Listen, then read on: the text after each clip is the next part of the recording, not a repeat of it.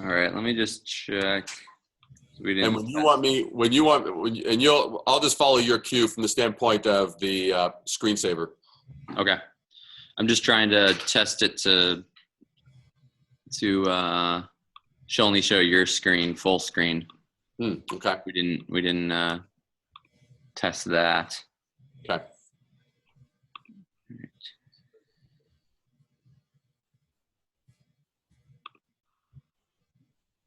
Well, if you want me to share, I can always share my screen. That's true. Yeah, let's try that. Because Okay. right now it's not sharing anyone's screen, and so. Yeah, no. So if I share my screen, then. Oh, you know what? I can make you a host. Let me just make you a host, and then make the only person. As long as it doesn't oust you. Here's my shared screen right there.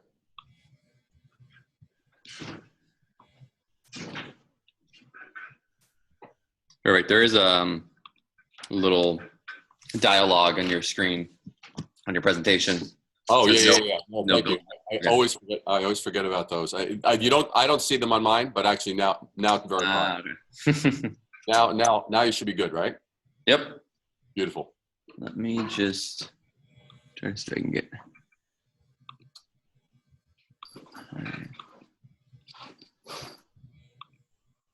There we go.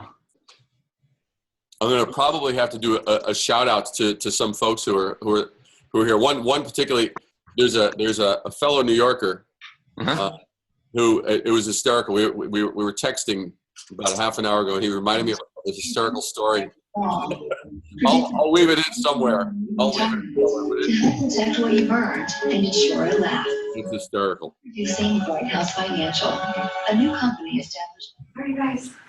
Have you figured out how to mute everyone except for yourself, David? That's a you thing. I've never done that before since you're doing the presentation. So that's a control that you got. Okay. Well, I gave you hosting power as well, but Okay. Let me just see. Manage participants. Blah, blah, blah, blah, blah, blah. I see a bunch of participants. Oh, mute all. Now, all right. I'm going to do a little test. I'm going to mute all and see what it does as far as. Let me see. Mute participants on entry. Oh, okay. I'm going to do that. Let's see here. Perfect. Now, okay. Now, can you hear me? Yep, still hear you. And I can hear you. Awesome. And so it looks like. So okay, good. It looks like we've got. I'm going to put there's someone named John who I'm going to mute. And so we've got, and there's like an LG. So actually, it looks like you should have the same ability. It's just not managed. So if you handle that part, then that way I'm not I won't lose my place. Yeah, actually, can you click and try to make me a host again? I realized, or co-host. I think I just gave you the hosting power, and then. I'll make you a co-host. I'll make you a co-host. So now do you want to make Alec the co-host in this meeting? Yep, you're a co-host. You should be good. You're shown as you should be good now. Yep, I can mute now. Okay, cool. Nice. All right, good. Cool. All right. Very, very good. So presentation caffeine. So let's see what we got here. So we've got the people who are showing up now, they're getting kind of like some of the raw goodies. They're getting like the behind the scenes. It's like when they actually show, like before Beyonce or Bruno Mars hits the stage, this is like those few intimate moments where we hold hands and pray. So what I'll do is when we'll get started, I'll kind of give a introduction about Entrepreneur Challenge. That way the people, the participants listening in can kind of understand what we're about, and then kind of the relevance of this type of presentation. Beautiful. Yeah. So add some meaning and some excitement to all the student entrepreneurs here. Absolutely. Good. And then and when we're done, I'll leave the controlling of the screen as far as the split and all that kind of stuff. I did come up actually with a very fun thing for your students at the very tail end. Okay. Where they can actually take what they've learned and turn it into a great little PR opportunity for themselves. All right. Yeah. I'm excited. Yeah. Plus they actually get access to a free ebook that's actually that previously was only available to clients. So, figure make it worth their while. There you go. I appreciate it. That's awesome. Absolutely. Good. Is that John Metz? Give me a thumbs up if that's John Metz. That's John Metz. I thought I recognized that forehead.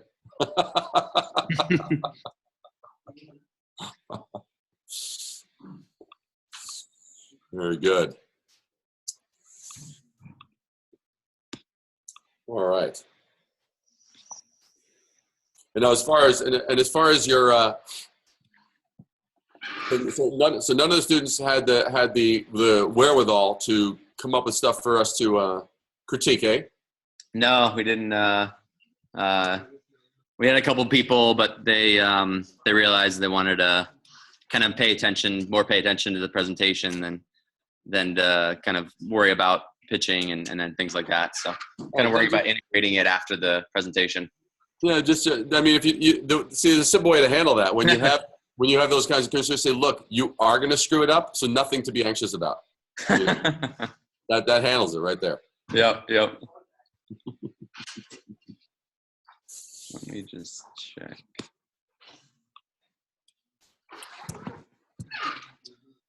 Sure. You guys had. Let me see.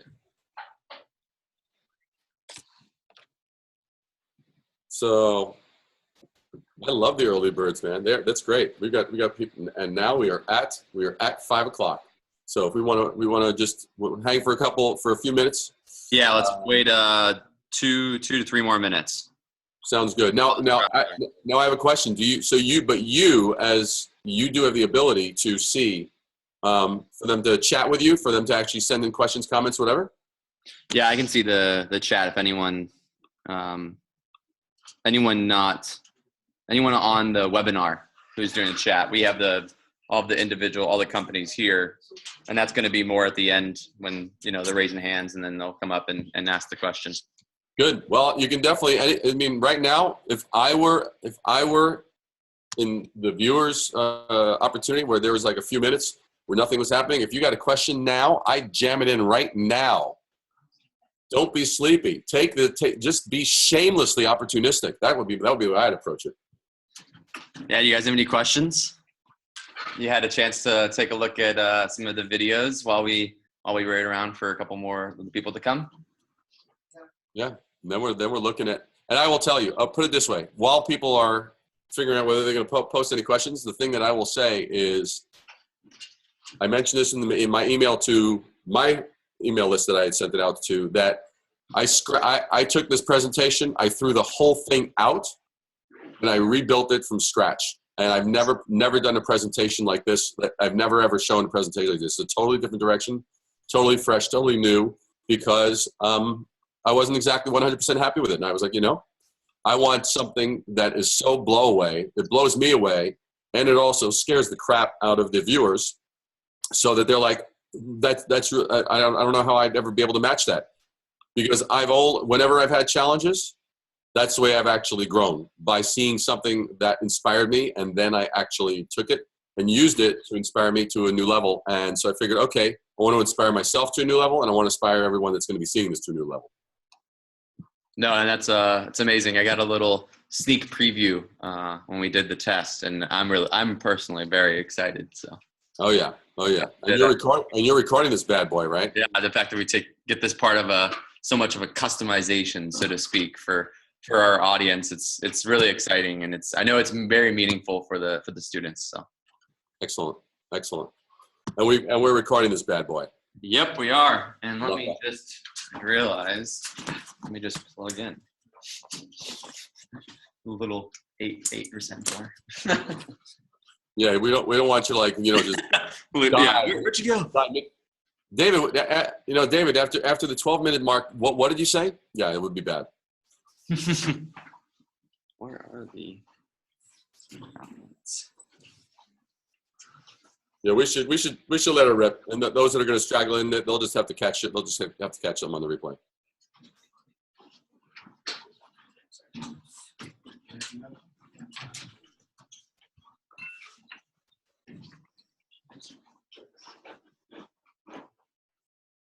Oh, Ron Harvey has jumped in. I see Ron. I see Steve. Maura Fredericks. Very, very good, Maura. And we've got John. We got Joe Spence. Joe Spencer. Very good, Joe. Cool. We got Brenna. We got Bruce. Good, good, good. Jesse, Kelly, Linda, LJ, and Randy. Good. We got our one of the questions from the webinar attendees. Yep. You see that? No, I don't see any questions. So you can relate. So it says, my friend has taken 4 days to choose a name for his brand. What do you suggest for choosing a brand name?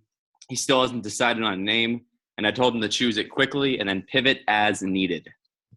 It's probably that's a good question, I think, for even our audience. Okay, cool. Well, I can tell you immediately. Here's the deal. One has to be super clear on the fact that when they're developing a name, it's like no single brand exists as an island anymore. We are all one search away from having hundreds or thousands of options, okay? And that's the fact. So one has to be very sensitive to, okay, what are all the things that are going on? Because you can't say, oh, you know what? I'm going to come up with something and we love it, therefore it's great. Great against what? What's your criteria? Let's take a look at this picture. Get the concept, the snapshot of this. If you come up with a name and you haven't just at least done a cursory review of what the competitive landscape is like, you may sound like others. You may sound very much like others. You may be basically a sort of a mimic of another brand that's out there that could have a good reputation, could have a lousy reputation, could not be exactly desirable. So you got to kind of find what's going on out there as far as message points, and what's our unique story. And when you've sorted that out, then you arrive at the point of going, okay, now, of course, when you come up with unique stories, 90% of what you come up with will be crap, because you're going to say all the same stuff that all your competition's saying. We're great, we're honest, we're ethical, we're hardworking, we're knowledgeable, we care about you, we're the best of the breed, we've been in business X amount of time, we've been referred by blah, blah, blah, blah, blah. The same stuff. Trust me, your competition is saying about 90% of the stuff that you will say. That's not out of the ordinary. So that's not something to be upset about. It's something just to recognize. That's kind of how it goes. The most obvious things will rattle off first. And you kind of make that list. And now you go, okay, how does that compare, that list that we just made, to what's out there? Wow, they're also saying the same stuff. What's our unique angle? What can we do differently? What can we do better? And are we focused on the right thing? Many companies focus on the wrong thing. The wrong thing being, let's talk about what we do. Let's talk about what we make. You know what? People don't care about what you do and what you make. What they do care about, what's the outcome that you and I get from buying that product, hiring that service, or whatever? Does it make things easier for us, faster, simpler? Does it make it less complicated? Does it make it less messy? Does it make it smaller? What does it do? Does it enhance the flavor? What does it do? Our deliverable, our company must transform something into something better, or eliminate an inconvenience or a pain, right? It's either making it, improving it, or lessening the inconvenience or frustrations with how things are today. You do that little assignment, and that's a very little assignment. I mean, if you know what you're doing, that can really be done efficiently, and now you have the necessary information to come up with a freaking name. But otherwise, throw a dart, and go, hey, if you've got the wherewithal and the hustle, you can kind of almost make anything stick. What the heck's a Google, right? So anyway, there's an answer for you. No, it's fantastic. And we just got the chat back saying that's awesome advice. I want an ebook from Dave, an audio book from David.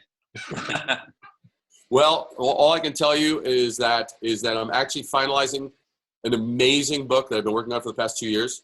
And the People's Shark, Damon John from Shark Tank actually wrote the foreword.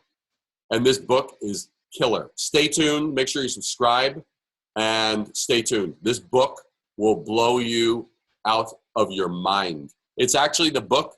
It's called, I'm referring to it as the book for CEOs, entrepreneurs, brands that don't have time to read a book on branding. That's what the book is. That's awesome. Well, with that, I think, we have a large part of our audience here, so we should get started. So I wanted to start with, as far as telling the audience who's joining us on the webinar today, a little bit more about the Entrepreneur Challenge and specifically why we wanted to bring David here today and teach, our student entrepreneurs the art of presentation caffeine, so to speak. But before, I wanted to introduce David to give you most of you in the audience know, but he's a creative director for DBD International. His work has been featured in Adweek, Communication Arts, Forbes, Huffington Post, Business Insider, and Fast Company. He's ranked number 3 worldwide on Clout for branding, as well as being the top 5% of presenters on SlideShare with over 870,000 views worldwide for his presentation on branding, design, influence, rebranding, brand strategy, and entrepreneurship.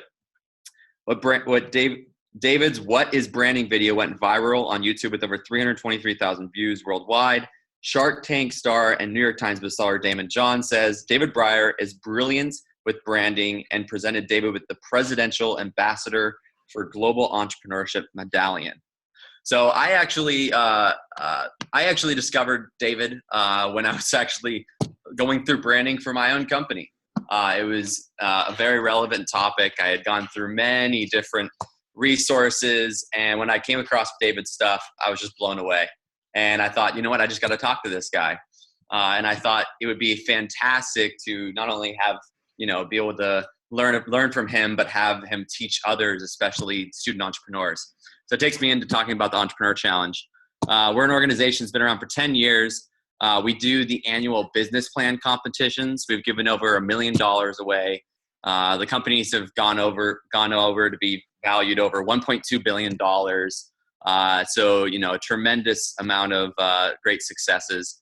And we essentially run workshops for these student entrepreneurs to help them grow their company. So there's ideas from later stage to even just the concept stage. And one of the things that we do is do the presentations. But in the past, if we don't really give them the students the advice, then the presentations can be pretty boring. And so I spoke with David about creating this specific workshop geared towards what the title perfectly illustrates, which David came up with, which was Presentation Caffeine, the key ingredient to keeping your audience awake, engaged, and wanting more. So with that, I'm going to give the floor to David. Very, very good. Thank you so much, Alex. All right. So I'm going to do this very snap and pop. Now I am a native New Yorker. I live and work now in the Midwest, but I do talk fast. So if you find that I am talking too fast or you don't get something, that one is on you to say, hey, send a little message to Alex. Say, Alex, what did he just say? I didn't get it. And I will absolutely clarify it. Okay? So with, awesome. with that being said, we are now going to, let me just get there we go. All right. So now, here we start with the presentation. So, as Alex said, it is Presentation Caffeine, the key ingredient to keep your audience awake, engaged, and wanting more. Now, a couple of things. One thing you should know is that somewhere in the world, someone is being bored to death, sitting through a presentation that sucks. That ends now. So, before we start, I always put this in as a point. There's 2 ways that you can watch this particular presentation. One is sort of looking for what are the golden nuggets that I can now make notes about, and those notes are going to make the difference. And if I follow those rules and things, that makes the difference. And I want to clarify that because that will not give you a great way to use this information. So, first thing is, rules enable you to follow. Okay? That's the thing. Rules enable you to follow. Whereas knowledge enables you to lead. So I'm distinguishing between rules and knowledge. Rules, basically it's like, oh, what do? I do one, and then I follow that with two, and I follow that with three. Now here's the problem with that. I find the majority of business owners, entrepreneurs, even business leaders, very successful ones, the information that is least useful to them is information that they haven't actually thought through. It's kind of like, oh, A, B, C, D. But they don't know why you do that. What's the reason that that works or doesn't work?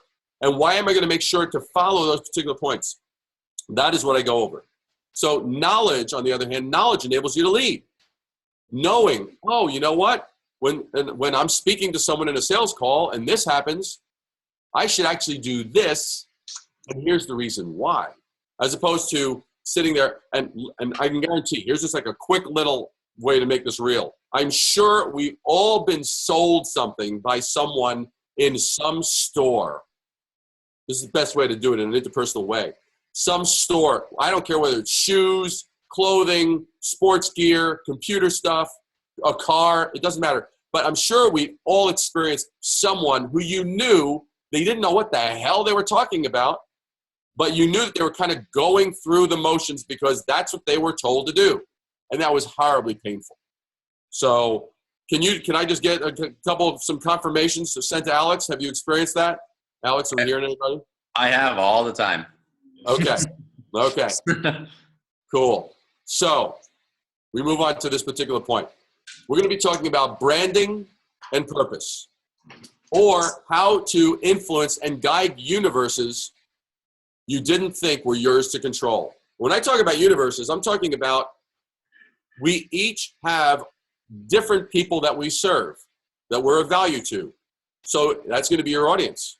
Some of you might have a product or a service or a business concept that's geared to service moms or women over a certain age or foodies or technology enthusiasts or young people who are into extreme sports, whatever. In other words, each of those is a universe. And so the whole concept here is how to influence and guide universes you didn't think were yours to control. And this totally dovetails branding and purpose together. Branding and purpose, and we'll elaborate as to why. A brand is a story. And your story is your brand. So, question becomes, what do great brands do differently? Well, I'm glad you asked that question. And it's a little, there we go. So great brands are built on purposes, not stuff. Now, what do I mean by that? Well, let's take one of the most well-known brands, Nike. Did they ever say, hey, buy our synthetic shoes? No, they said, just do it. All of their entire brand is built on the aspiration, right? That just do it was so brilliant because it didn't matter if you were 80 years old and walked a mile a day, or if you were training for the Olympics. Just do it was like knock off the excuses and just do it. And that set the stage for them to talk about everything.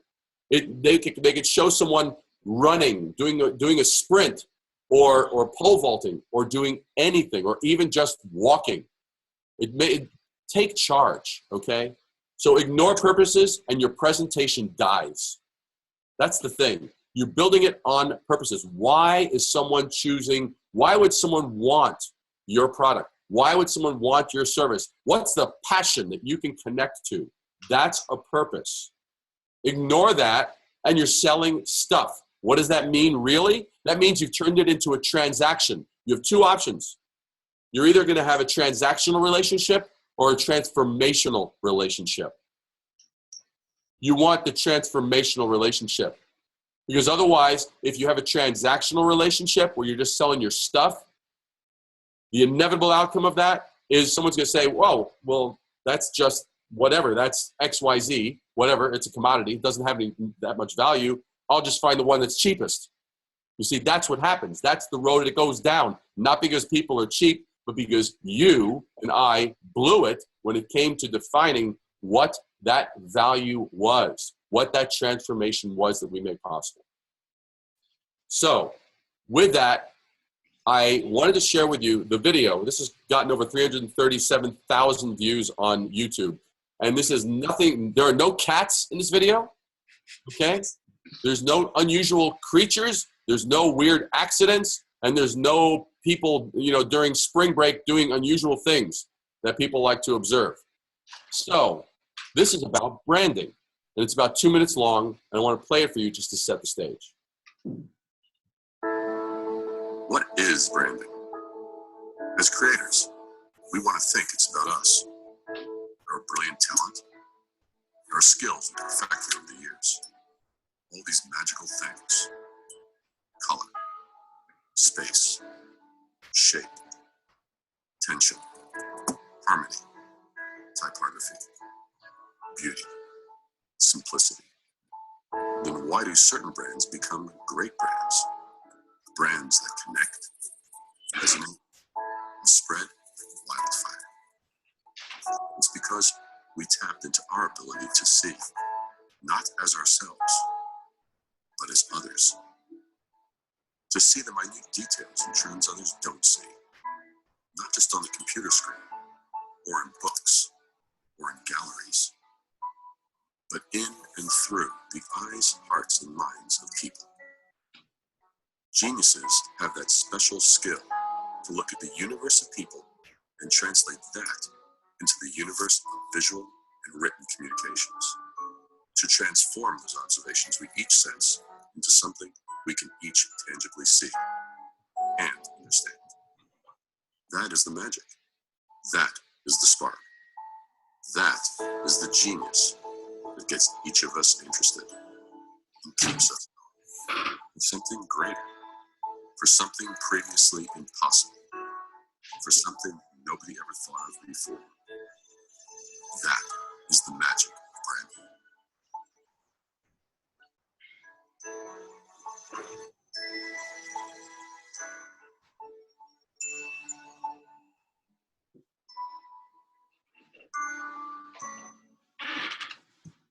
So that is the video that went viral, and it really sets the stage for a lot of what we're going to be talking about. So the key question is how many barriers stand in the way of this powerful presentation ingredient, this element of purpose that I've been talking about? Well, 4. So these 4 landmines, they will wipe out your chances of success. Seriously. You ignore these, at your own peril. They are 1, interest, 2, ownership, 3, cliches, and 4, noise. And I'm going to go into each of these so you really get the idea. The primary barrier number 1 is interest. You have to be passionately interested in who you're speaking to and what they care about. And again, I'll just use, I tend to use examples of people to people because that way we can take these sort of potentially abstract and tie it into something real that we've all spoken to people, dealt with people, etc. Okay, now the thing with communication is it goes both ways. But have you ever gone out with somebody, could be a friend, could be a date, who only wanted to speak about themselves? Never had any interest in you? Or even worse, if you've ever gone out on a blind date or a first date with somebody and they only spoke about themselves, that check could not come fast enough. Well, that's basically what happens with interest. Okay, we need to be interested in the people that we're talking about. When it comes to branding, we need to be interested in the audience. What are their values?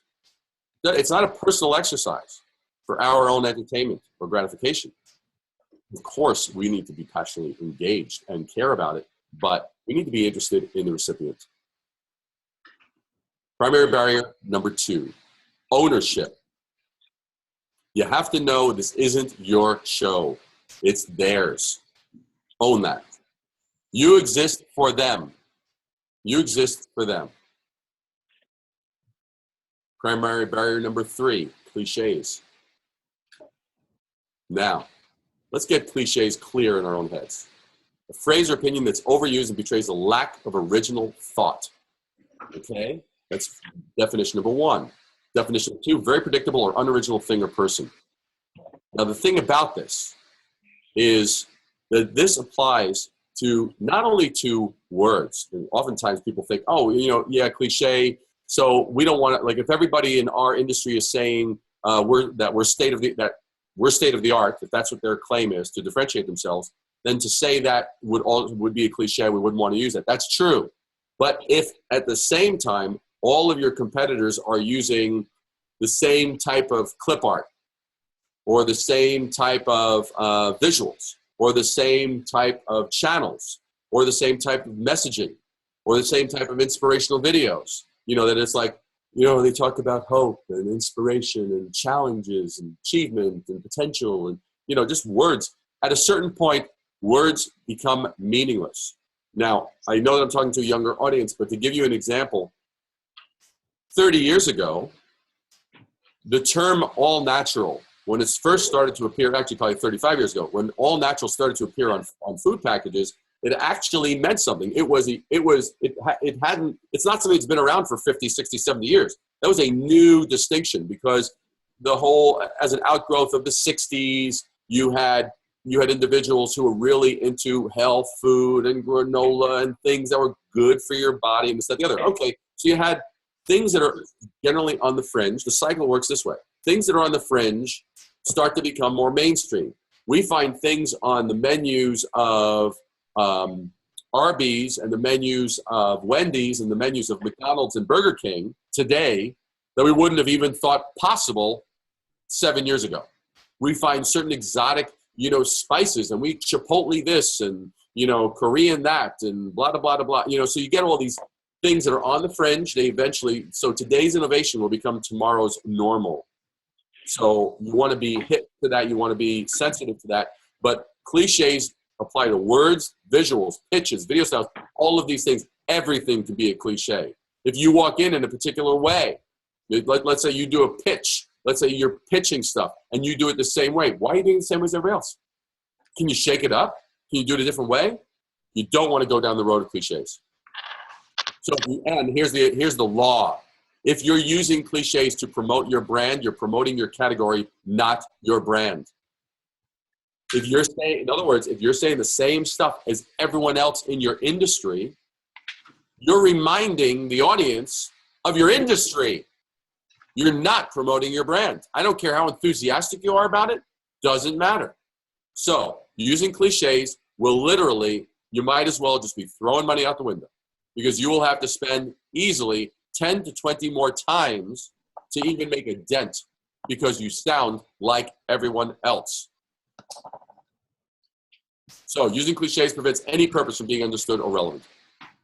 Now, primary barrier number 4, noise. If everyone is screaming, you scream more? Do you scream louder? Or do you not scream at all? You have to be aware of the noise level of what's going on. If everyone is in your industry is, let's say they're all using a particular channel, they're all like, you know what? We're gonna all go and do Facebook ads with these kinds of messages, blah, blah, blah, blah, blah. Well, maybe you need to be the anti-Facebook ad company. Maybe you need to take a different channel and get the recognition you deserve. That's just an example, but that's a distribution example. When it comes to branding, I'm more focused on the messaging point. What's your message? What's your distinction? But that's just an example. But I'll give you for instance, a very specific one. I recently branded a PR firm out of Florida. And we found that big companies they actually dislike PR agencies because a lot of the PR agencies, they promise the moon, but they barely deliver. So what happens is when you say you're a PR firm, it's kind of like, ugh. It's kind of like saying, hi, I'm a lawyer and expecting someone on the other side hearing that to be happy. It's not it's like, It's kind of more of a necessary evil. So what we did is we actually positioned them as the anti-PR PR firm. The first line in their presentation, their sales presentation, and you can find this on our website. It's a JOTO PR, Joto PR. But the first line in their sales presentation, when they actually do a presentation to a company, is "We hate PR." It immediately, why do we say that? For shock value? Well, there's nothing wrong with having an icebreaker, but it wasn't just for shock value. It's actually for the reason that matched the objection and the reality of the audience. They were like, yeah, us too. Immediately bonded. And now we actually can connect on their purpose, because people like to get PR. They just don't like to be promised the moon and ripped off when they're dealing with PR. So you must assess noise level. David, I wanted to stop you real quick. One comment. Someone said, "I'm a PR firm, and this is so true." Thank you. Beautiful. Beautiful. There we go. So are there many promises in this space? Right? Does the customer have too many choices? That's oftentimes if you're in a space where there's so many choices, simplicity is king. I mean, look at the most valuable company on the planet. They have an iPhone, they have an iPad. They don't have, it's not like they've got 70 different, or even 8 or 10 different blah, blah, blah, blah. They have a couple of configurations, this or the plus, and blah, blah, blah, blah, blah. So, it's simplicity. We live in a very noisy world. Simplicity rules. Are the differences between the options too subtle? You have to always look with regard to your messaging. Is the point we're making really clear? Does it really, really, really isolate who and what we are?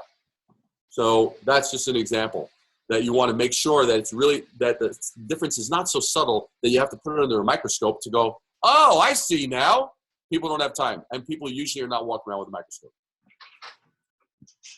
So failure to do any of the 4, interest, ownership, cliches, or noise, will result in a failure to differentiate. Now, that brings us to this particular point. The definition for branding. Here's an example.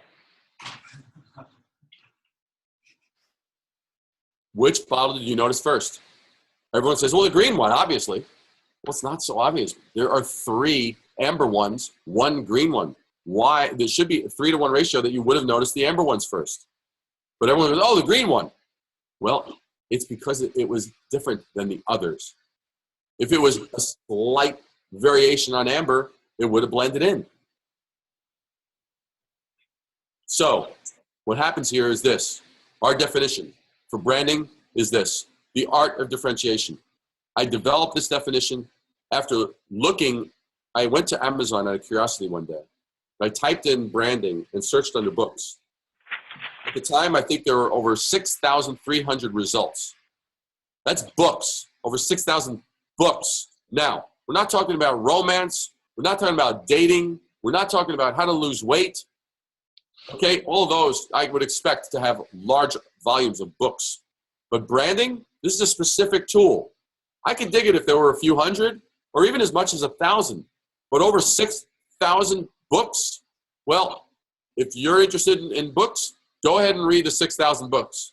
Or if you value your time like I do, here's a 4-word definition for you. It's the art of differentiation. You differentiate with everything from how you sound, how you talk, how you taste, how you smell, the kinds of imagery that you choose, the colors that you choose, the style that you choose. You should be uniquely you and not a shade of one of your competitors. So, would you like to see some examples of presentation caffeine? Let's do it. Very good. Well, here we go. Now, these are examples, actual examples for clients, so I'm walking you through these so you get the idea. So this is for a water. Now, water is an interesting space. Water, there's Dasani, there's Aquafina. Those are kind of sort of like common man's water. And then you got Smart Water, then you've got Fiji, and then you have other different specialty kind of different waters, this and that, the other, and ones that have electrolytes and ones that have their alkaline, certain pH. Well, these guys had come to me, and they had created a water that was very, very targeted. It was specifically for the athlete. Now, the thing about this is I could have taken a very, very dumb approach, which would have ignored the points that I'm raising. It would have ignored purpose. It would have ignored interest. It would have ignored cliches and noise. But I didn't. And here's how this message was told.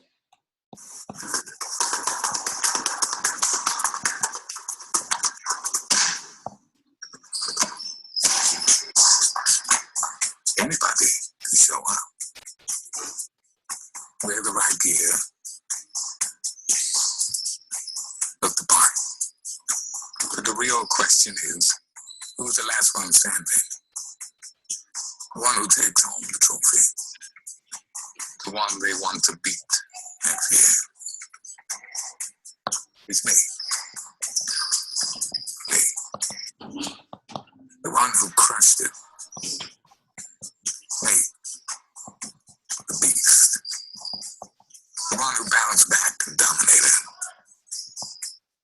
To all the big companies with their fancy slogans and multi-million-dollar campaigns.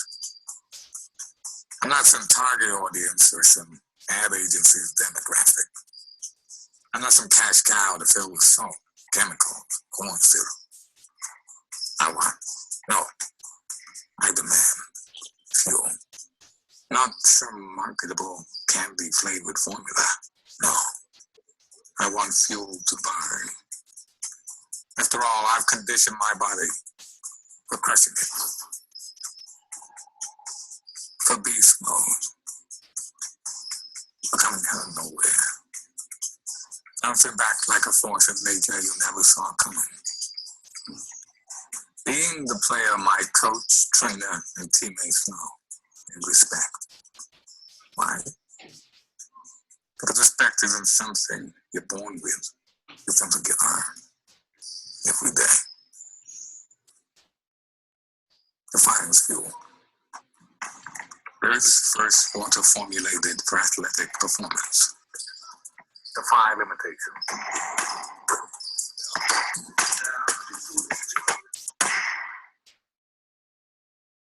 So the whole thing with that was it was connecting to their purpose. And what we found, I had to use the corny flame treatment on this number because they found that they were getting a 100% close rate when they presented this to athletes. 100%. And now the thing that you have to understand is this connected to the purpose. If you looked at the way the script told the story, it talked about, it's me, the beast.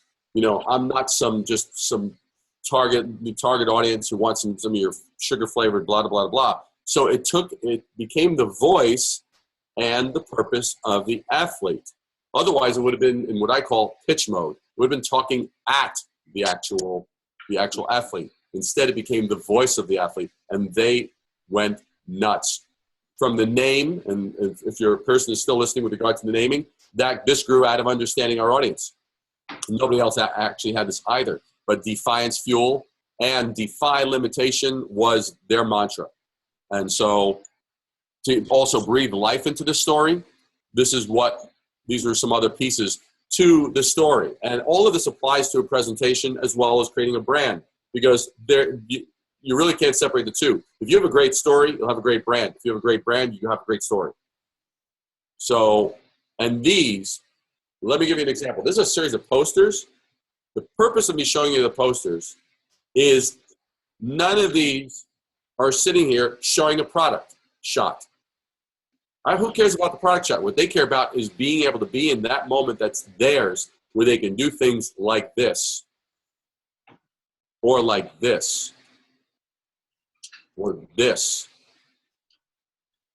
So it celebrated their purpose, the things they were passionate about. That's how we told our story, by showing the respect and understanding of their story.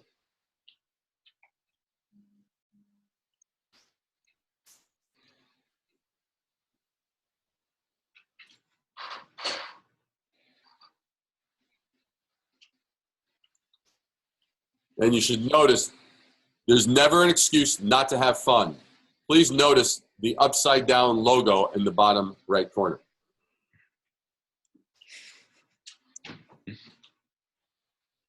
So, I don't know what that red mark is. That's very interesting. Do you see that red mark? Yeah. That's very interesting. But hey, look, I love spontaneity. So did you notice how the message was interesting? It was interested, right? How the message owned their purpose. Now we avoided cliches and how it was done in a way that didn't add to the noise. It had its own unique message. Now, this is interesting. We have a thing on the screen. I'm going to do a quick little, I'm going to just do one little thing here to escape, and then I'm going to go back. Oh, that's very interesting. I think, oh, okay, it looks like a screen anomaly, and well, let's see. We'll see. It may continue to visit us. I have no idea what that is. But here we go. We're going to continue. All right. All right. So we have alien invasion. So now, here's what I wanted to show you. This gives you an example. This gives you an example of a different type of business. And I picked a few different types of business so that it could be clear to anyone watching that this is for anybody in terms of, I don't care whether you have a business that's a service or a product or a revolutionary idea. It doesn't matter. Now, this is an example of a company. This is what they had before, Millennium. Now, it was the question about naming was mentioned, so I'll bring this up. I never want to choose a word that people have difficulty spelling. I can guarantee you if I went out in the street and I asked people how to spell Millennium, 100 people, probably 98% would get it wrong. They either have one L or one N or both, and they act a tough thing. And it doesn't add to the message, because what this company is doing is they're providing companies like John Deere market research. So what we created was this, Landmark Performance. And the thing about this is that we found that performance is what they were about. And since they're dealing with stuff that has to do with the earth and agricultural products, unearthing product potential, Landmark Performance Group, it was a much better name. And to tell their story, this gives you an example of how we told their story.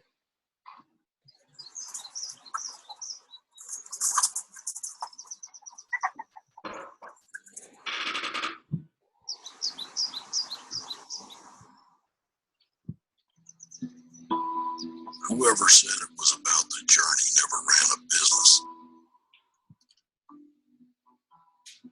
In business, it's about arriving. More than that, it's about arriving faster, savvier, and smarter than the competition. That's how today's market leaders thrive.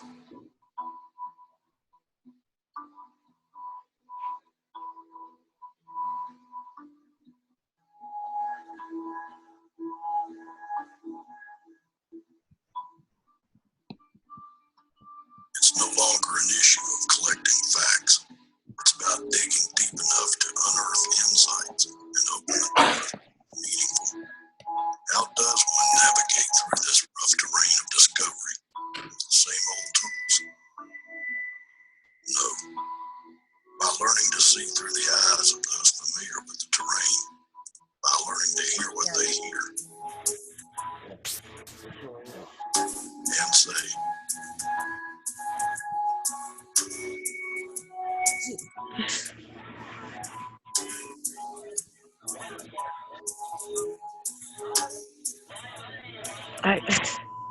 to unearth unarticulated needs that redefine a category or correct buyer perceptions, you need an unusual skill set. So what you say and do in the market strikes like lightning. If you combine a laser precise focus with the ability to cut through the crap, with a relentless yet cool exterior, powered by a souped up V8 under the hood, you'd probably be getting close to our approach. Real close.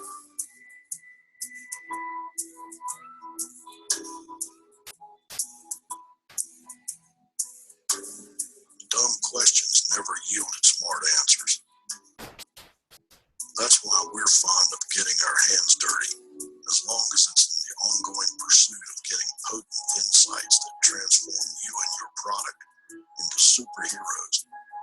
The kind of superhero with really awesome superpowers. What kind of powers? The kind that make products fly off the shelf.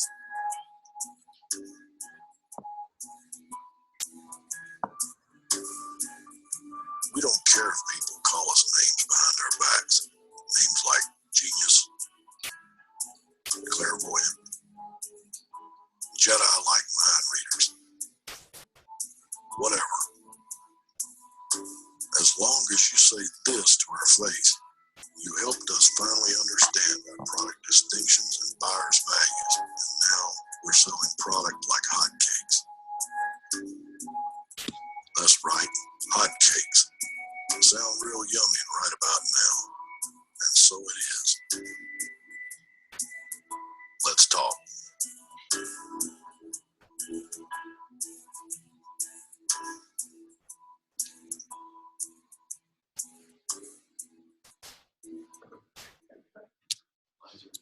Now, so that gives you that. Now, I have honestly, in my entire experience, I have never seen how this is like what is that scratchy, the little sand thing? I've never seen this happen in a presentation in 35 years. Where randomly, I've got Alex. Do you have any explanation from your side? No, I think it might be on your screen.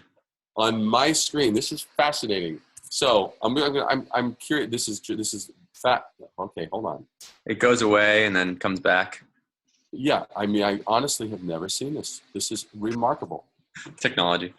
It is technology. It's wild. Well, all I can say is I'm gonna keep pounding away, man. Because all right, look, you know, I'm Looks not like you're dragging your mouse little across. red lines. I'm not gonna let little red lines stand in the way of us talking. So the message was interested, right? The message owned the viewer's purpose. We avoided cliches and we refused to add to the noise. Those are the things.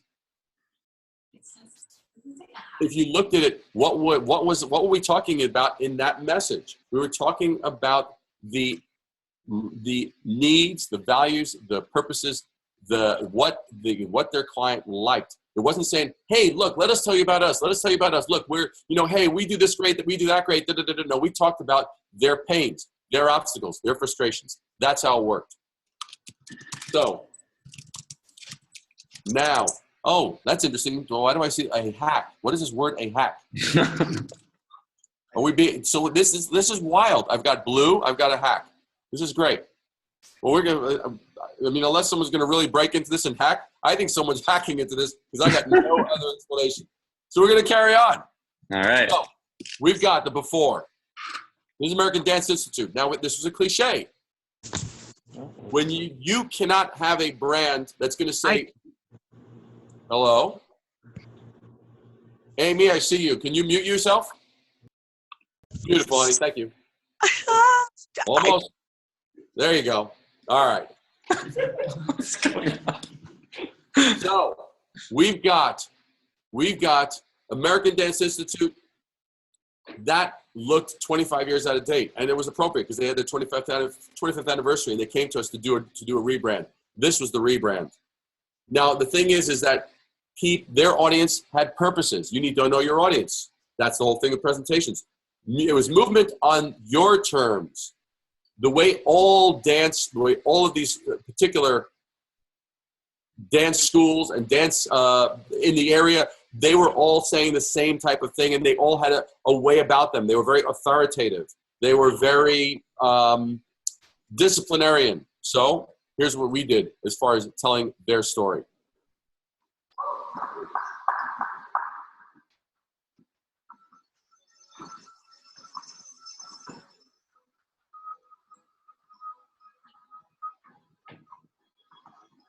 Some say dance isn't for everyone. But what if it were?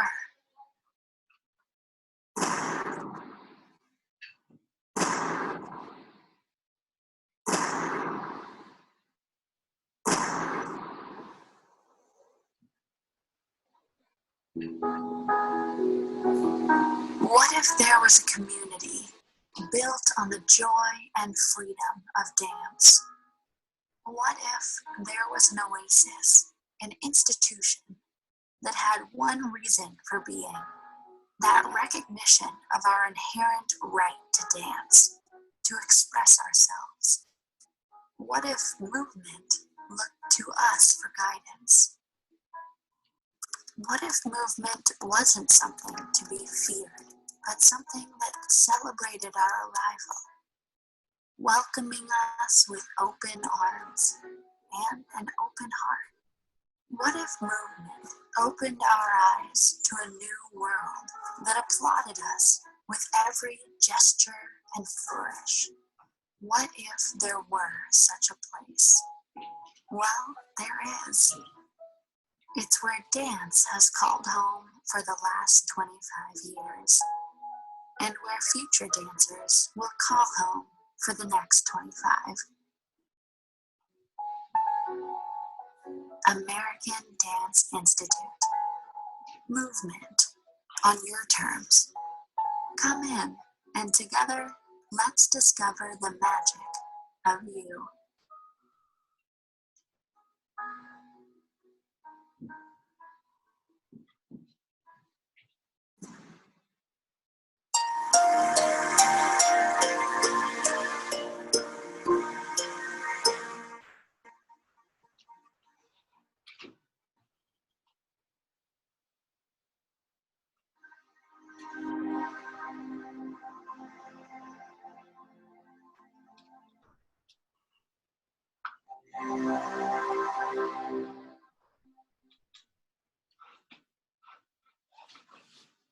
So again, you see the story that's being told there, and and this is how it comes to life in the real world. Obviously, the real world doesn't have like somebody having made red lines across the screen, but all I can say is this is like the most entertaining. This is kind of like having your kids or doing a presentation and having your cat walk by and spill the milk on all the stuff that you've worked so hard on. But this is the whole thing. And just to give you an idea in terms of, again, I'm talking branding and purpose, right? Branding and purpose. What are the things that are going to get your audience engaged? Here's an example of a series of shirts that were created as part of this. Rules were meant to be broken, not dancers. Dedicated to less left feet and more right ones. When in doubt, I dance. It drives serious adults crazy. And more pounds per ounce. So again, purpose. So were we interested? Yes, we were. Did we own the viewer's problems? Yes, we did. Did we avoid cliches?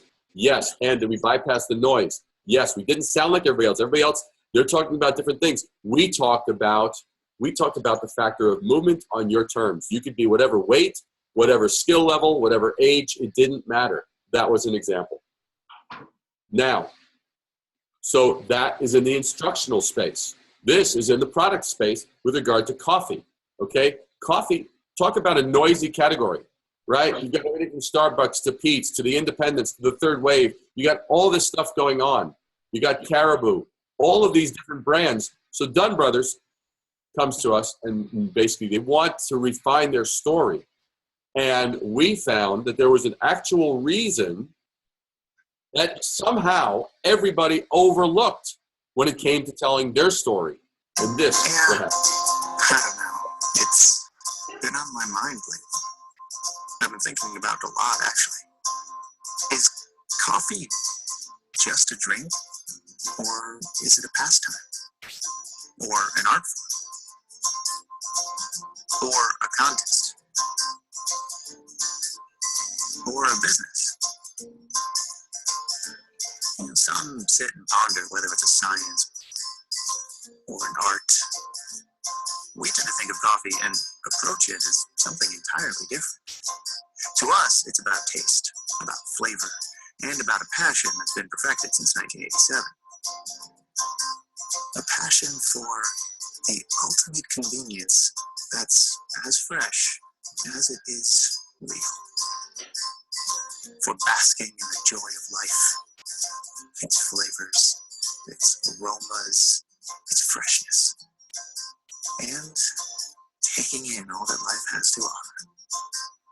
For those who want to sit back and take a moment to savor life's delicious pleasures, we're all in.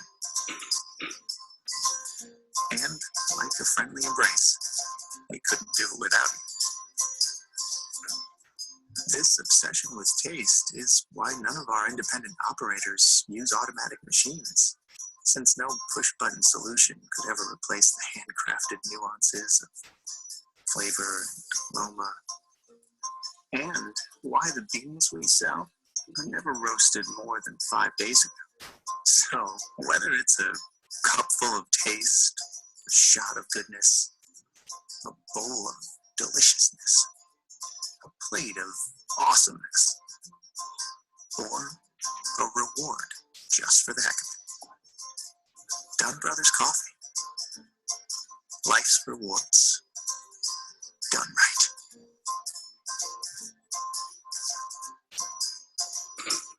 The official home of taste. And the point was, and this is a very important lesson for you to know, don't ever overestimate or underestimate the obvious. The obvious tends to be overlooked by a lot of people. No one in the coffee space actually simply owned taste. So we made it the official home of taste. Nobody owned it.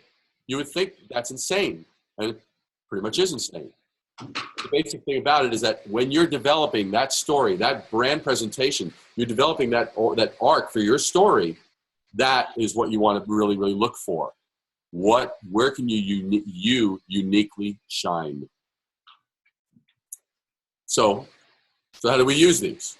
We had interest, we had ownership of their problem. It's like, so we're going to make it the official home of taste, not just someplace you can go for taste. Anybody can say that, but we made the official home of it. If no one else is going to be the official home, we're going to stake our claim.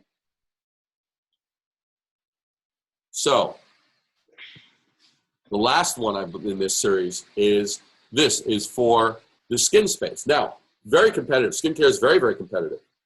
So how do we do this? Now, there's a play on words, undo, and you'll see what it actually means this is the packaging as an example, but this little video tells you. The beautiful things in life, they're what we each seek. They're what move each of us forward.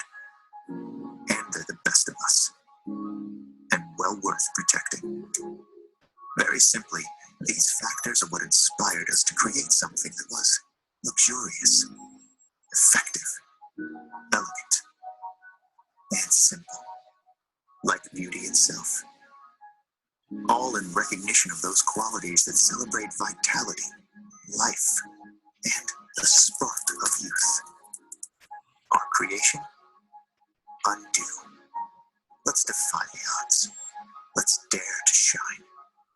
Undo what you don't want. Take back what you do.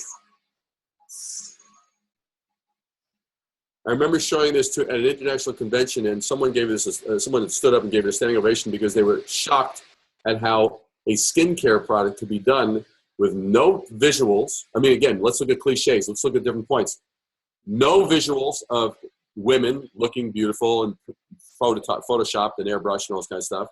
None of the usual suspects, and instead painted the message with regard to basically take back what you want. Undo what you don't want, take back what you do. And so undo was that. So you start to see this pattern with regard to interest, ownership, and cliches and noise. They're all related to purpose. That's the basic thing about that. So I've driven this point home. Those 4 things, you use those, you own those in your presentation, in your storyline. When you're doing a presentation, you're telling a story. You don't walk me through and engage me with each of those particular points, you've lost me. Now, here's the thing I wanted to make sure about this. On this, if you found this valuable, I'm inviting you to basically, there's a free ebook that you can get that take a screenshot or do whatever you want to do at that bottom there, that bit.ly, that brand roadmap, that is where you can basically go and download this free ebook. It's an ebook that was previously available only to clients, and we've made it available to anybody. And so that is one thing I wanted to do. And I also, Alex, for your viewers, I wanted to give them a little bit of a challenge. So, and that challenge is very, very simply this. I mean, if they want to send me a horizontal format video, they can figure out, whether they want to Dropbox share or they want to send it via transfer service. What you learned in your experience of this presentation to me at david@risingabovethenoise.com, that would be awesome. If we get enough good ones, I would turn it into a video featuring you guys, the rock stars from UC San Diego. And now, if you're going to send me a thing that says, how come he allowed someone to draw with red crayon on his screen? I probably won't use that one. You fill in the blanks. Because I'm going to find this out. I've never literally seen this in thousands of presentations. This is fascinating to me. But anyway, that's the thing of it. That basically gives you those tools, those 4 tools. And with that, I want to basically open up any questions that anybody has with regard to these. Well, I wanted to do a quick summary myself and kind of take what you've done and kind of relate it a little bit more to our audience to kind of realize, because we have a broad range of different companies. So going back to the beginning of the presentation, you talked about branding. It's all about, you should focus on the purpose and not stuff. Now, for most people, it's probably very relevant when you're doing a consumer product and those type of things. But for our audience who are doing presentations, what you can think of stuff is essentially the slides. What slide, we're going to be talking to you in a couple of days about Guy Kawasaki's 1 through 10 and their various headers, and they have stuff in them. And so for a challenge to all of you is to kind of take a step back when you're doing your presentations and constantly ask yourself, why? Why am I adding this, and how is this relating to my purpose, to my brand? And the reason why this is really important, because you may think that our little entrepreneur community is small, but the people that you meet, they're constantly meeting with entrepreneurs, investors, other successful entrepreneurs, possible mentors and advisors. And you see some of the best presentations that have the best investors and the best advisors on their team. And you kind of can ask yourself, how are they able to get these individuals? And so this ultimately comes down to the fact that you're not differentiating yourself as an entrepreneur. You're approaching the same people with the same way that everyone else does. Right. That could be your elevator pitch, your 90 seconds. That could be, the small pitch presentation that you have for it. And essentially constantly ask yourself, are you differentiating yourself as an entrepreneur to the rest of the community? And then the other aspect was kind of looking at the audience that you're supposed to tailor your message towards the people you're presenting to, right? In a video, that's possibly to the consumer market, but in a presentation, that's the people that are there. A little quick snapshot, we have about 45% in the investor community come to our events, like our big events, like the flagship event. We have about 15% that are outside entrepreneurs, about 35% are students, and 10% others. So you can think of it as what you have a wide range, a diverse audience that you're sending your message to, and you only have 7 minutes. It's actually why we brought it down to 7 minutes from 10, because we want you to. I don't think you need those extra 3 minutes. You need to learn how to differentiate yourself in that short amount of time. That's true. That's true. The key, and I'll tell you, just to compliment what you're summarizing there, Alex, is that the $64,000 question is very simple. It is, why should anybody give a damn about what I'm saying? Why should anybody care? Why should somebody care about my presentation over the other ones that they're going to be hearing? How is this particular presentation going to educate and inform and enlighten the people I'm speaking to so that they understand the opportunity at hand? Okay. The idea that what one is doing is great is a wonderful idea. but it doesn't mean anything. There are plenty of great ideas that never see the light of day. There's plenty of great talents that never see the light of day. There's plenty of great products and services and notions that never see the light of day because someone didn't actually work out how to present it and why it should matter to the listener, to the viewer. You're there. Your problem, and I'll give you an example. There was a client that came to me who said, hey, there's a 64-year-old guy who's already retired. He's done well in life, this, that, the other. He had a passion of wanting to create a new business, which was all built around burgers and trains. Okay? Now, the reason I'm telling you that is because of this. My problem was, how the heck do I get people in the Midwest to give a damn about one more burger joint? That's the problem. You have to properly frame your presentation in the proper context, and then you'll be able to actually create a roadmap that really that engages your listeners, your viewers, in the right way. Like, you really have to ask yourself, why should anyone care about this? You need to solve that problem. Why should anybody be as passionate about this as I am? Why hasn't anybody solved this before? These are the kinds of questions you have to ask yourself and then incorporate into your presentation. You do those, and you will naturally, you won't add to the noise. You will be interested. All the points will be there that should be there. No, that's fantastic. It's really great insight. So we have about 10 more minutes, so I wanted to open it up to questions, both in the webinar audience as well as in our own audience. Does anyone have questions in our audience? Yeah, we got one question. Yes.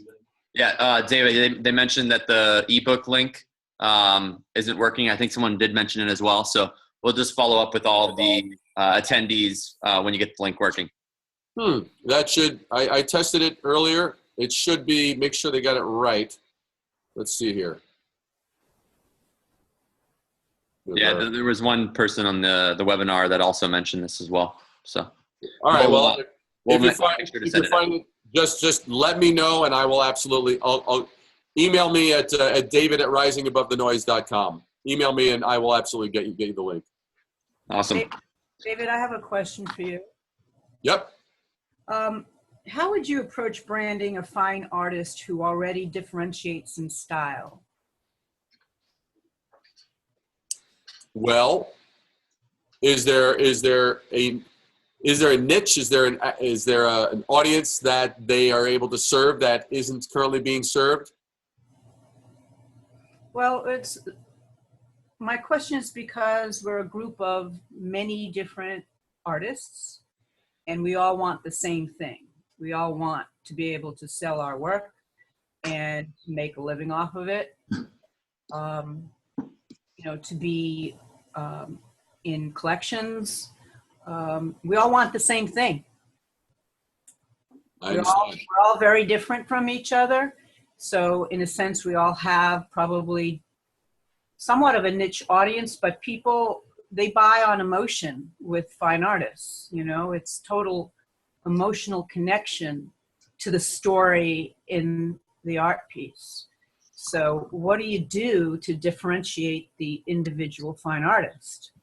Yeah, that's it's an interesting space. That I will be honest with you, that is one of the more fascinating nuts to crack, because it is so subjective. It is completely based on subjective likes and this, that, the other. What I would do if I were in your shoes, I would basically say, okay, where are there people who have an inclination toward art?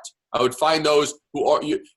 One of the key things, it's kind of like I don't even think about it too much, but it's just sort of native to how I will approach it. But you want to look at, where is there a passionate audience that really supports artists, supports art, our patrons in that way. You want to find the passionate ones. Because if you don't find that crack in the door, you could be as, you could say, well, wait, I'm amazing. And you could try and say, but wait a second, don't you see that? And that's frustrating as all hell. That's kind of like me going into Walmart and saying, hey, everybody, I got some amazingly great tasting food. And by the way, it's $25, an entree. And they'd all look at me and they'd go right back into their line. They wouldn't give a damn. Wrong audience. They don't care. Their value, and that's part of it, is knowing your audience. Their value is getting things for the cheapest price. That's the only valuable thing there. So you don't want to go upstream. You want to basically go downstream. Find a space that's really supportive. Find a place like Asheville. Asheville's an incredible city. Asheville, North Carolina. What an incredible city. And that's like very supportive of the arts. You want to find places that support the arts. There are places like New York City, which are very competitive, but you do have places like certain ones like depending on art styles. Miami has certain art festivals and stuff like that. You can tap into those, but like I said, there's a lot of noise there. So I'd find some place where people are overlooking the opportunity, and you need to be a little entrepreneurial on it and kind of do some homework and outsmart and swerve and find the opportunity. That's my best idea, because you could take something like, say, hey, well, why would I open up a coffee shop? But yet you can have these independent coffee shops that open up, and they're going up against the big boys. Say, how the hell can we succeed? Well, they're offering something unique that adds value to it. So it's a matter of like, okay, what's the thing that we could do that tells the story differently? Maybe you work out a tour. I did brand a tour, an art tour, for 4 years, and we increased the amount of tourism 800% in 4 years because we told the story differently. We made it an art tour where you got inside the minds and heart and heads of the artists, changed the context. Instead of come and look at the artwork, it was like, no, it made it more experiential. That was an example of how we shifted that up to turn that tour in the course of 4 years to increase the attendance 800%. So you got to work out, how can people experience your stuff differently? Awesome. We got 2 more questions here. Go ahead. Hi, David. Hi. So my question is that for many of us here, our products are like, high-tech products. And, for some of us, there's not too much going on in our space. So our product is pretty different from everything that else that exists. So I was wondering, like, what specific branding advice you have when we're in for like high-tech products where there really isn't, where you're already leagues above your existing competitors? Well, what you need to do is you need to compare. You need to, in some way, how do you introduce the new in a way that it's relevant, right? Innovation all by itself, you're gonna get early adopters who love innovation. That's fine, but that's not gonna drive it into like a high volume scenario. So what you need to do is go, okay, what's the problem we're solving? And as an example, I don't know if you remember. Well, I'll give you 2 examples. And because Apple with Steve Jobs did some of the best product launches ever, right? Here's 2 examples for you.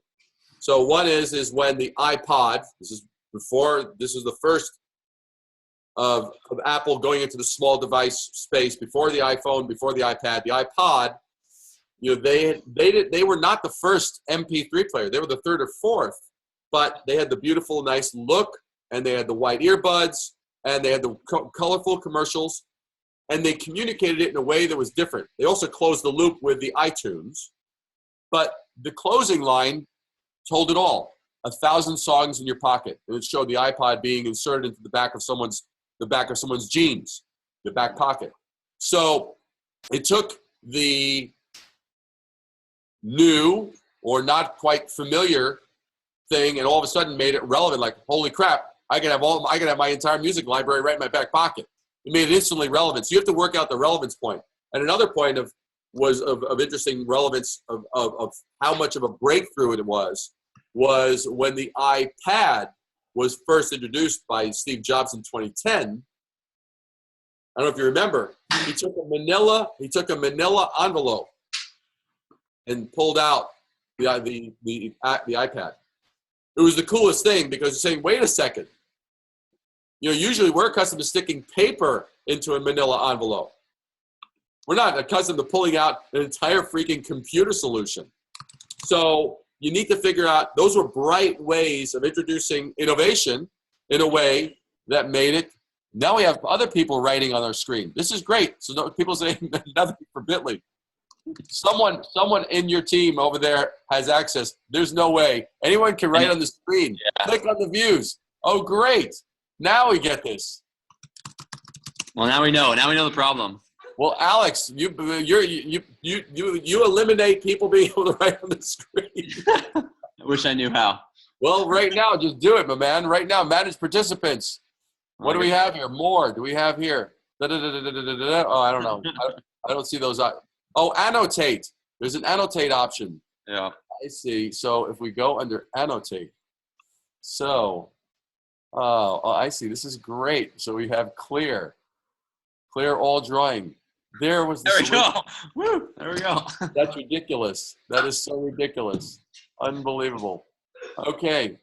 Well, very good. We still have some mischievous people. We have some mischievous people here. Great. We'll move on to the next one. But to go off that point, I think you kind of illustrated it well. And again, if for those who aren't familiar with like the iPod, right? It wasn't familiar, but what it did, they related it to something that people could get. The way that they branded and marketed the other kind of music players was, hey, we got 3 gigs. That meant nothing to anyone.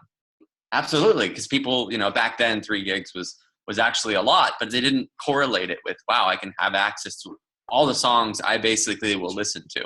And so, Manal, for your company, for instance, Education and Vision Technologies, you need to relate it to why is it meaningful what you do? Or what is meaningful that you do that people will get, and how can you make it simple, because your technology is very complex, but the end product is very simple. So, right. Yep. And then we do have another question as well. Good. Hello? Can you see me? Am I in there? Yep. Hi, I'm Sabrina, and I am making a product for kids that their parents will buy, and it's solving really a a problem. So when I'm thinking about branding, the people buying my product are parents, but I want the branding to at least be sort of appealing, to children as well. So I guess what I'm asking is, what happens when you have sort of 2 distinct users of your product, parents and children, and how do you kind of make dual branding, I guess is the question. Well, oftentimes I have found in my experience that you will find that there's a shared objective there. I understand, and it's good that you're looking at it from the standpoint that there's 2 audiences, the parents and kids. But oftentimes there's a shared goal. What's the specific outcome of your product? Yep. Okay. So my product helps kids who have like behavioral and emotional problems. It helps them calm down and regulate their emotions. So it's like the specific outcome would be like fewer tantrums in a day. That's what I would say to the parents, right? That's not what I would say to a child. No. So the thing with a child is the fact that it's like, get to do what you want. Right. Or have more control over your life. Like have more control over your experiences, maybe. Kid. That's very mature for a kid. A kid wouldn't, that. I mean, but a kid, but the idea of like kid being able to like, obviously, if a kid. Can I say something? Is well managed. Can you even hear me? Yeah, we can hear you. No, really, I got a great, to that woman that's talking about the kid thing. I came up with a concept because I couldn't let my bear go, my stuffed animal. And every time we take our bear away from our children, we say we have to grow up as an adult, and the bear is actually an extension of us. And when we remove it, the parents aren't going to the other room and feeling comfortable with this, because if they would, they'd actually throw the stuffed animal away. They actually put it away in a box and usually present it somewhere when they're an adult. Like, here, I held on to this for you. It's a comfort level. It's giving a child a way to, it's like an extension of themselves, and they're not alone then. And because if this was such a good idea, us taking the stuffed animals away or a security blanket. We wouldn't sit there and cry in our room as parents about wanting to give it back. It's obviously going against the grain of what we feel is the right thing to do. And somewhere along the line in society, we thought it was a good idea to take away something that made our children feel good at night and safe. And if we were as a society say, well, how is that growing up? Oh, we have to take this away so you can become an adult. Well, I'm alone in my room, Mom and Dad, and this is what makes me feel safe.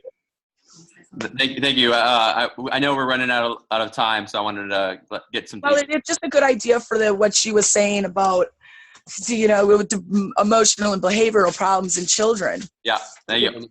Thanks, Amy. Do we have any others, Alex? Any more questions here in the audience? I had a question.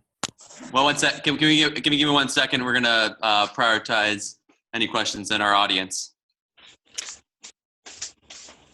If we just said what we all were thinking, life would be better. We got another question here in our audience. Sorry? It is. Yeah. Okay. So we're gonna end. Hey, David, we're gonna end this here, and because we have some follow up before it hits 6:30 with our audience. So I wanted to thank you for an incredible webinar, and I look forward to continue the relationship. Thank you. Absolutely. Thank you. And if anybody has any other questions that they didn't get to ask, my email's right at the bottom of the screen here. Feel free to reach out. And thank you guys for being an attentive audience. I hope that you got a lot out of this. It's my goal to actually, provide you with value. So there you go. And I look forward to speaking with you. And Alex, thank you for having me. Thank you. Absolutely.